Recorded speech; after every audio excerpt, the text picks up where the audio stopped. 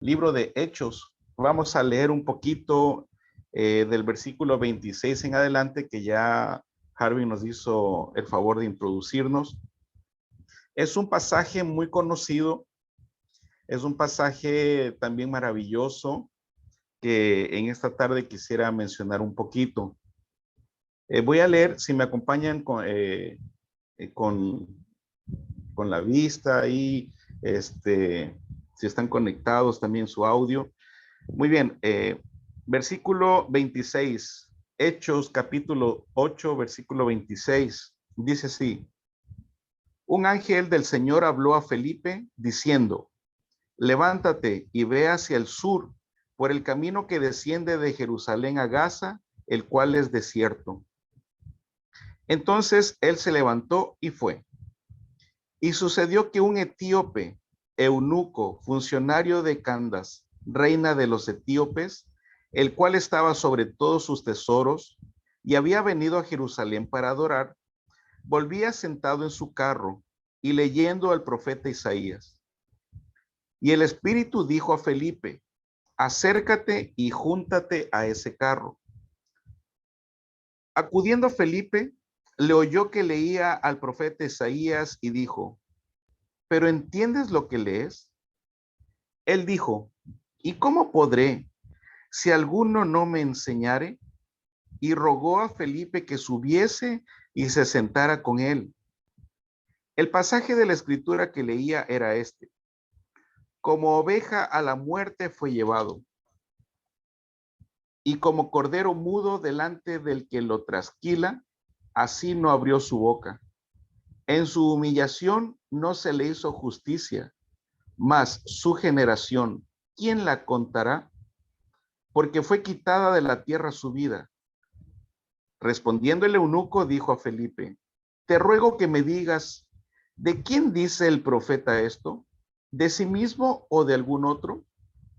Entonces Felipe, abriendo su boca y comenzando desde esta escritura, le anunció el evangelio de Jesús. Y yendo por el camino, llegaron a cierta agua y dijo el eunuco, aquí hay agua, ¿qué impide que yo sea bautizado?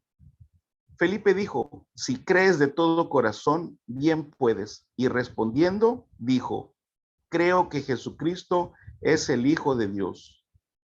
Y mandó parar el carro y descendieron ambos al agua, Felipe y el eunuco, y le bautizó. Cuando subieron del agua, el Espíritu del Señor arrebató a Felipe, y el eunuco no le vio más, y siguió gozoso su camino. Saben que esta es una experiencia muy interesante que tiene Felipe. He titulado a la reflexión de esta tarde el versículo 27, una oración muy sencilla, muy corta, que dice, entonces él se levantó y fue. Saben, nosotros, hermanos, siempre estamos, por lo general, enseñando cómo orar, cómo dirigirnos desde aquí abajo hacia arriba. Es más, algunos pastores dicen, eres tan malo orando que tu oración no pasa el techo, porque nosotros estamos comúnmente pidiendo desde aquí abajo hacia arriba. Nuestra comunicación es en dirección hacia arriba. Eso es lo que normalmente hacemos. Lo podemos ver en el Padre Nuestro. Los discípulos le pidieron a Jesús que les enseñara a orar. Y Jesús les dio la oración modelo que nosotros la sabemos, ¿no? Padre nuestro que estás en los cielos, y es una comunicación de aquí abajo hacia arriba. Normalmente eso es lo que hacemos los niños chicos de nuestra iglesia, nuestros hijos, oran de abajo hacia arriba, pero en muy escasas ocasiones se habla acerca de la comunicación que hay de arriba hacia abajo. Y aquí nosotros estamos viendo una situación en Felipe muy interesante. Viene un ángel, dice el versículo 26, un ángel del Señor habló a Felipe. Una comunicación de arriba hacia abajo. Y saben, esa comunicación es muy interesante porque a veces nosotros, y me encantó la oración que hizo Harvin ahorita al principio, estamos esperando respuestas. Y su hermano Harvin habló sobre tener paciencia hasta que se reciba la respuesta. Y no voy a hablar aquí acerca de paciencia ni nada de esto, solamente quiero contarles en esta tarde una experiencia personal que tuve en, en esta situación de recibir una comunicación de arriba hacia abajo, de Dios hacia nosotros. En el año 2019, en enero, recibí una llamada, esas llamadas que uno no se espera. Mi papá estaba muy mal, él vivía en Chile, allá en Sudamérica. Entonces se me pedía que yo vaya para allá, porque ya estaba en una situación grave. Saben que yo desde chico, desde adolescente o un poco menos, en mi pensamiento siempre eh, movía la idea de que ojalá que a mí no me toque enterrar a mi papá. Ojalá que lo haga otra persona. Tengo un hermano mayor y yo decía, ojalá que a él le toque. Yo no quiero, eso es algo de lo que yo no quiero experimentar eso. Y entonces mi hermano mayor viajó de los Estados Unidos a Chile por cuestiones de horarios y asuntos así. No pude coincidir con él, no me pude ver con mi hermano mayor. Mi hermano estuvo una semana ahí con mi papá en el hospital y yo llegué una semana después. Cuando yo llegué, el médico me atendió y me dijo, ¿sabe qué? Su papá está muy grave, ya no hay manera médica de hacer algo por él, así que lo único que nos resta es esperar. Y entonces la pregunta clásica, ¿y cuánto tiempo le queda de vida? Y el médico me dijo, si no son horas, son pues minutos, ya no podemos hacer nada. Y saben qué, hermanos, empezó mi oración, ¿no? Señor, por favor, permite que mi papá pueda vivir. Sin embargo, esa situación, horas antes, mientras estaba en el aeropuerto del DF, estaba esperando, tenía varias horas todavía para tomar el avión, y en mi mente vino la idea y una voz que me decía, ve y compra una Biblia. Y entonces yo empecé a negarme simplemente una Biblia. ¿Para qué voy a llevar una Biblia si mi papá ya está muy grave? No. ¿Cuál sería el sentido de llevar una Biblia? Y otra vez la voz, ve y compra una Biblia. No, ¿para qué? Y ve y compra una Biblia. Y entonces a esa voz que me estaba insistiendo, yo le dije, mira, Dios, así le dije, yo me acuerdo, mi papá no necesita una Biblia. Mi papá en su biblioteca, mi papá fue pastor, tiene muchas versiones diferentes. Es más, yo le dije, yo he visto unas versiones de Biblia de esas que los teólogos añoraran tener, unas cosas antiguas. ¿Para qué mi papá necesitaría una Biblia? No voy a ir. Además, estoy resguardado aquí en el aeropuerto. Sé que la Ciudad de México es un poco peligrosa. ¿Para qué me voy a arriesgar? Y mientras yo debatía, enseguida otra vez la voz, ve y compra una Biblia. Y yo le dije, no lo voy a hacer. Y saben qué, hermanos, ahí es cuando viene el asunto, ¿no? La voz te habla más fuerte.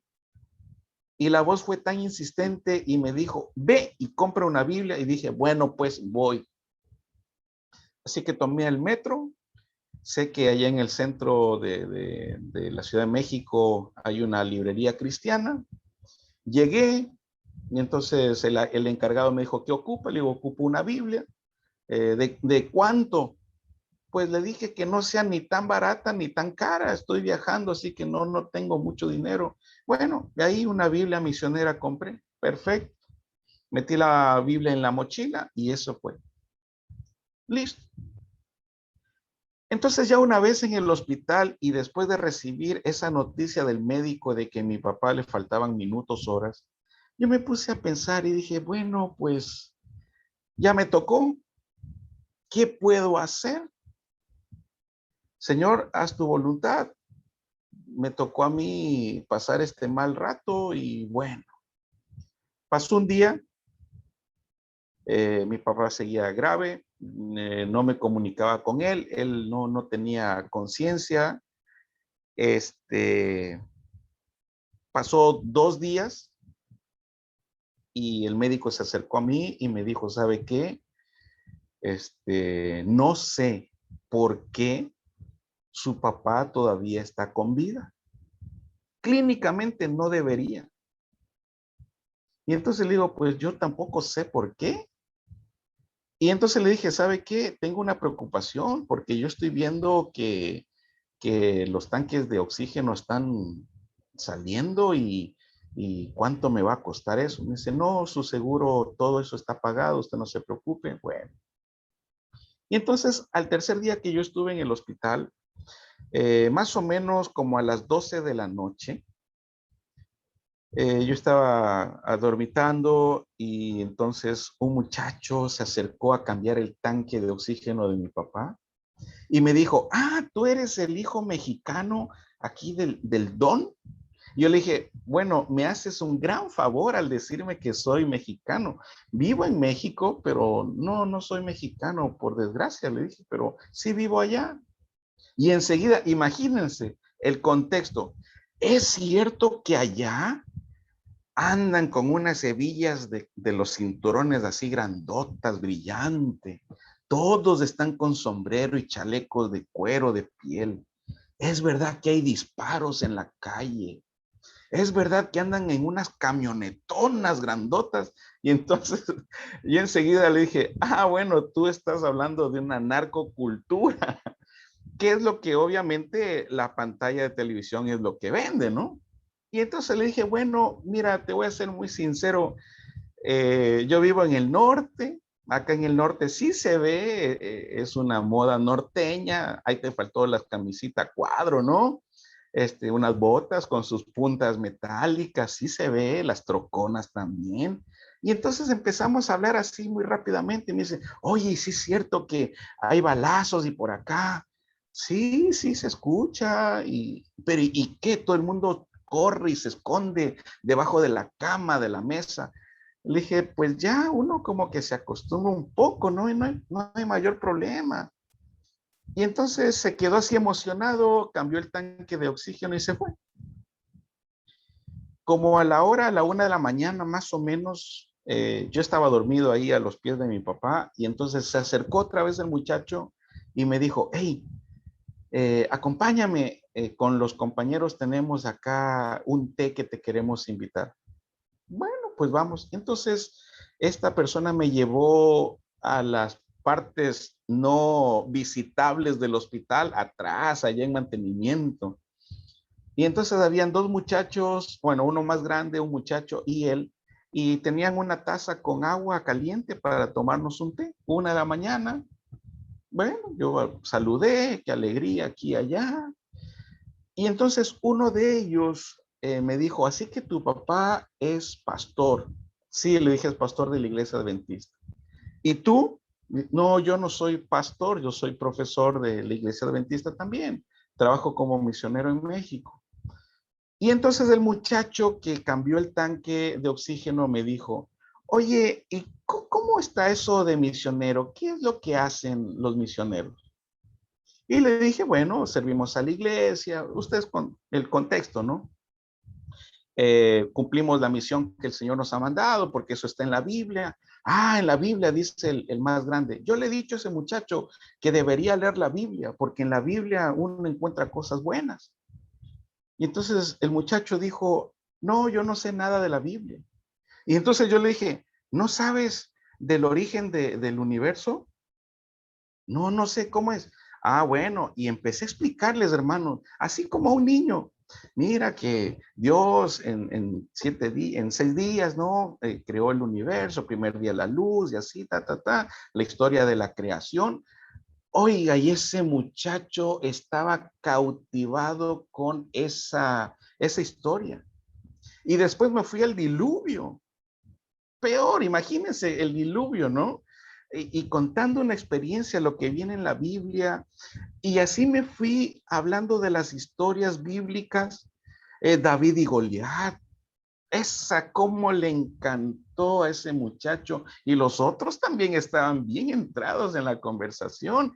Y fíjense, yo no traía no tenía la intención de dar un estudio bíblico, porque no me sé los textos bíblicos, no me sé la fe de Jesús de memoria. Es más, les confieso con mucha vergüenza, cuando mi papá quería que yo fuera pastor, yo le dije que no, porque yo no tengo memoria, yo no me puedo memorizar los textos bíblicos. Imagínense esa excusa que yo puse.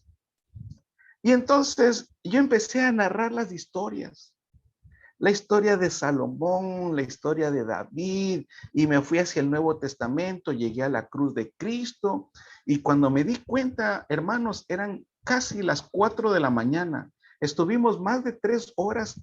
Yo estuve hablando y todos fascinados. Y entonces al final le dije al muchacho, él me preguntó y me dijo, oiga, ¿y dónde puedo encontrar estas historias para volver a leerlas? Yo le dije, yo te he contado las historias que vienen en la Biblia. ¿No tienes una Biblia? No, no tengo una Biblia. ¿Cómo me gustaría tener una Biblia? Y en ese momento, en mi cerebro se armó el rompecabezas. Yo dije, ahí, con razón, para esto Dios me estuvo insistiendo tanto en el aeropuerto que vaya a comprar una Biblia, porque esa Biblia era para este muchacho. Y entonces le dije, ven, acompáñame al auto, ahí tengo mi mochila y ahí tengo una Biblia para ti. ¿En serio? Sí, fuimos al estacionamiento, 4 de la mañana, saqué la Biblia que había comprado y se la puse en las manos. Yo he visto la expresión de mis hijos cuando reciben un regalo. Qué alegría me da ver su rostro de entusiasmo. Ese muchacho cuando recibió la Biblia en las manos hizo una cara, yo no se las puedo describir, hermanos, pero fue como que yo le hubiera dado $1,000,000 en las manos. Qué alegría, qué impresionante. Y entonces él dijo, ¿esta Biblia es para mí? Sí, le dije, Dios me pidió que la compre en el DF, en la Ciudad de México, y te la traiga hasta acá, hasta Chile. Y él me dice, es que yo no puedo entender por qué. Digo, pues yo tampoco, pero ahí está la Biblia en tus manos. Es un regalo, sí es un regalo. Y me dice, y fíjese, hoy es mi último día de trabajar durante en mi contrato. Yo ya no voy a trabajar más aquí en el hospital. Yo tengo otro trabajo esperándome. Y hoy fue mi último día. A su papá le cambié el último tanque de oxígeno y yo ya me voy. Y entonces yo dije, qué cosa impresionante. Llegué, me despedí de los muchachos, fui donde mi papá. Le dije, papá, ya entiendo por qué todavía estás con vida. Porque Dios quería que yo hiciera un estudio bíblico y regalara la Biblia que traje de México. Así que la misión ya la cumplí. Y cuando dije eso, creo que a los 5 o 6 minutos mi papá dio el último suspiro y murió.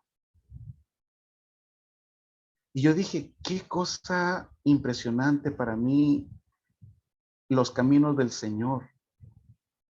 Cómo me usó para poder llevar una Biblia desde México hasta Chile en el momento oportuno, y mantuvo a mi papá con vida hasta esas horas por amor a ese muchacho. Y entonces, en el libro de los Hechos de los Apóstoles, en el capítulo 11, voy a leer una cita que dice aquí: un ángel guió a Felipe, a uno que anhelaba luz y estaba dispuesto a recibir el evangelio. Ese muchacho del que les hablo, luego el mayor, el compañero mayor de ahí me dijo, yo le había dicho hace tiempo que él tenía que buscar a Dios porque andaba en malos pasos. Y él me dijo que no sabía cómo, pero que le hubiera gustado. Entonces sigo leyendo la cita. Hoy también los ángeles guiarán los pasos de aquellos obreros que consientan en que el Espíritu Santo santifique sus lenguas y refine y ennoblezca sus corazones.